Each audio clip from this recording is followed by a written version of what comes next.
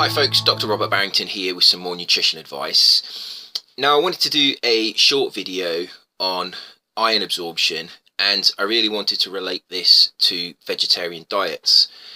Now the reason that I wanted to do this video is because I think there is a lot of misunderstanding between the concepts of dietary iron intake and dietary iron absorption, because they're not the same, and it leads to confusion because I think a lot of people who consume vegetarian diets believe that they have an adequate iron status because of the iron that is in their diet, but they are not understanding the concept that it's the iron that is absorbed from your gut that is the important factor. Now, the first thing to say is that I have nothing against vegetarian diets. I'm not personally a vegetarian.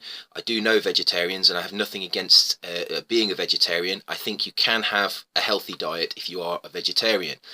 You can also have a healthy diet if you are a vegan. Now, the difficulty of obtaining adequate nutrients increases as you take away components of the diet that may provide those nutrients. So omnivores tend to have the easiest job of finding the essential nutrients because they can eat the widest range of foods. When you become a vegetarian, you are limiting certain food groups, and therefore you have to be more careful with your diet in order to obtain the essential nutrients that may be missing from, in the case of vegetarians, meat. Vegans have an even tougher job because obviously they're missing other animal products as well, and therefore they have to pay particular attention to their diets to make sure that they're getting essential nutrients. Having said that, if you are careful and you do make sure that perhaps you take supplements where you're missing essential nutrients from your diet, vegans and vegetarians can be healthy, but I just think they need to take a little bit more care with their diet. And one factor that is particularly problematic, I think it's the biggest problem with vegetarian diets and vegan diets, is that of iron. Now, plants contain a form of iron that is called non-heme iron. Meat contains a form of iron that is called heme iron. Heme iron from meat is very well absorbed, and if you eat red meat even once or twice a week, or even once a week, and you eat other meat, you generally get enough iron in your diet. You need about 15 milligrams of iron in your diet, perhaps a little bit more if you're female, in order to be able to satisfy your iron requirement. But that's dependent on the form of iron. If that's 15 milligrams of absorbable iron, assuming that the absorption is high. If that iron is made up of iron that is less absorbable in the non-heme form, 15 milligrams may not be enough. Now, the purpose of this diet is to show that a lot of people analyze the iron in their diet or look at their diet, and this is, even conscientious vegetarians that are aware that they need iron. They look at the iron content of the foods that they're eating. For example, spinach has got a lot of iron in it, and they assume that their iron status is adequate, but it depends on how much of that iron you actually absorb. If you're not absorbing the iron, it might as well not be in your diet. Now, the reason that iron from plants is not very well absorbed is because plants store the iron in their tissues, and they try and sequester the iron away from their metabolic machinery, and so they bind the iron to various things. Now, the reason they do this is because the iron can cause free iron in tissues can cause free radical damage, and this can happen in plants as well.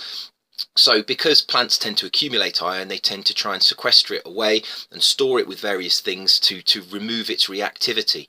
Now, obviously, when we eat the plants, we have two problems. Firstly, the iron is contained in cells, and we have to break those cells open to get to the iron.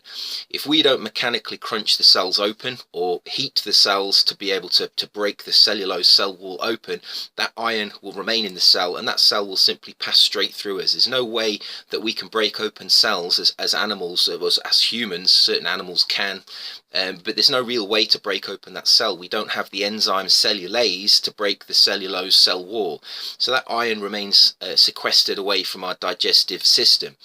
The second problem is that iron is not only often bound to certain other substances, which means that it needs to be, it needs to be chemically broken down and converted into a form of iron that can be absorbed. The other problem is that the iron is generally in the Fe3 plus form. We don't absorb Fe3 plus iron very well at all, and there are problems with the absorption. In contrast, in meat, the iron is already in the Fe2 plus form, which means it's reduced iron. And this form of iron is the type of iron that our enterocytes want to absorb. So in order to absorb the iron from plants, we have to first convert the Fe3 form of iron, the non-heme iron, into Fe2 plus iron in order to be able to absorb it. And that adds a layer of complexity, which I've covered in other videos, so I won't cover now. It adds a layer of complexity to the ability of our enterocytes, our gut cells, to absorb the iron. So generally, non-heme iron from plants is not well absorbed, and so 15 milligrams of non-heme iron in your diet is not the same as 15 milligrams of heme iron in your diet. The absorption rates of the heme iron will be much, much higher. And there are other factors to consider. For example, you may eat the non-heme iron with a higher fiber intake. Some of that fiber may bind to the iron. It may cause the iron to be sequestered away from the enterocytes, so they don't actually ever come in it doesn't actually ever come in contact with the enterocytes, and that adds another layer of complexity. So this is a really important concept to understand, and comparisons between vegetarians and vegans and those that eat an omnivorous diet do show that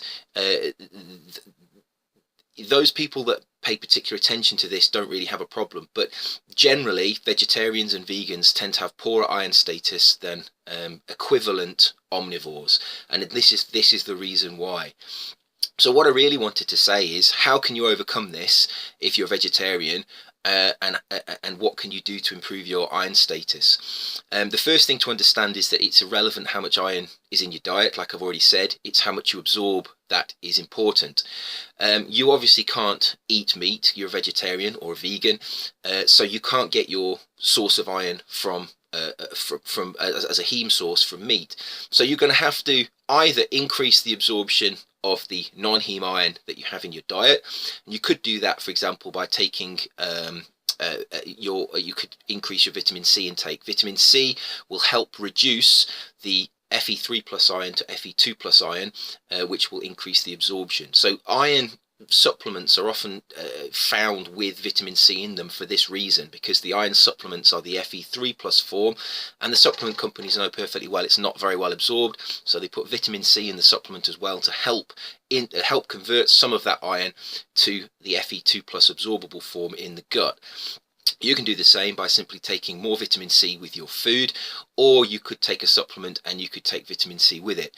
You could also buy a supplement that contains a very absorbable form of iron. There are some supplement companies that make absorbable forms of iron, for example iron bound to amino acid chelates, and these have been shown to have higher absorption than the iron that you would get from plants. Are they more effective than taking heme iron?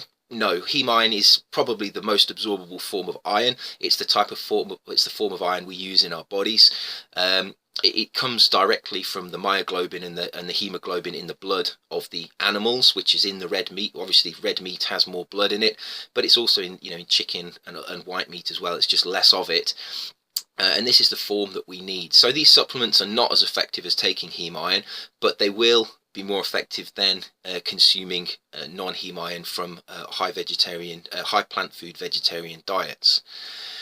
The other thing you could do is you could increase the amount of iron in your diet. If you obviously take more of the non-absorbable form, you will eventually reach a critical level where you'll be absorbing enough of it. So you could target particularly iron-rich foods in your diet. That may help, but studies that have looked at this have shown that it's very difficult once iron deficient anemia develops to reverse it, even taking supplements and with heme iron. So taking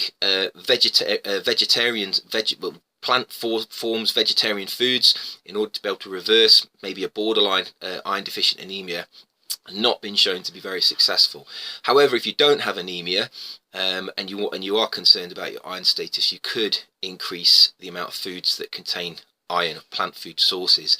But I think that's the probably the least effective way of improving your iron status. There are some other things you can do to improve your iron status that have been shown in studies to be helpful. Cooking in iron pots, for example, has been shown to increase the iron intake in certain individuals, just simply because some of the pot on a molecular level breaks down into the food when you're cooking in it, and your food becomes enriched in iron. So there are other ways as well cooking in iron. I mean, it's not common these days to cook in iron pots. Most of them are Teflon coated or aluminium, often stainless steel, but you can cook in iron pots. It was something that happened in the past, and studies have looked at this, and it does increase the iron intake of your diet.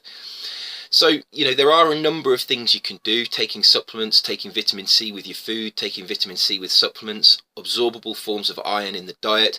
You can go to extremes like cooking in iron pots, but really, I'm not really offering solutions in this video. What I wanted to do is just to highlight to those people who have chosen to be vegetarians or chosen to be vegans that they have to be very careful that they are consuming enough iron in their diet, but not only that it's the amount of that iron that is then absorbed.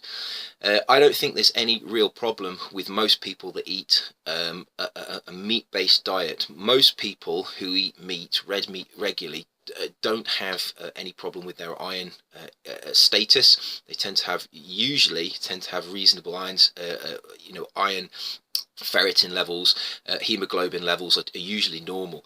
What tends to happen is over time, people who are vegetarians tend to develop, if not full anemia, they tend to develop, quite often see people with borderline anemia, where they've kind of they're on the cusp of developing anemia, but not quite.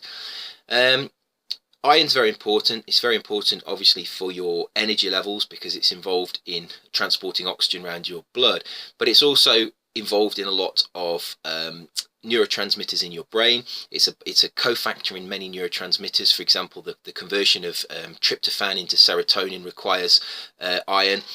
The conversion of tyrosine into adrenaline and noradrenaline and dopamine requires iron. So it's a very important brain nutrient as well as an energy nutrient. And so it's very important that you make sure that not just that your dietary intake of iron is enough, but also that the amount of iron that you're absorbing from your food is enough. And therefore, if you have chosen to be a vegetarian, if you have chosen to be a vegan, please pay attention to your iron status. If you feel that any of the symptoms that you have could be explained by an iron deficient anemia, don't assume that your iron intake is enough because you've had an analysis of your diet and you're taking in 20 milligrams of iron, so that's fine. If you're not absorbing that, you will develop obviously an iron status problem. So it's something to think about. So as always, eat well, stay healthy, and protect yourself. And I will see you soon for another video. Take care.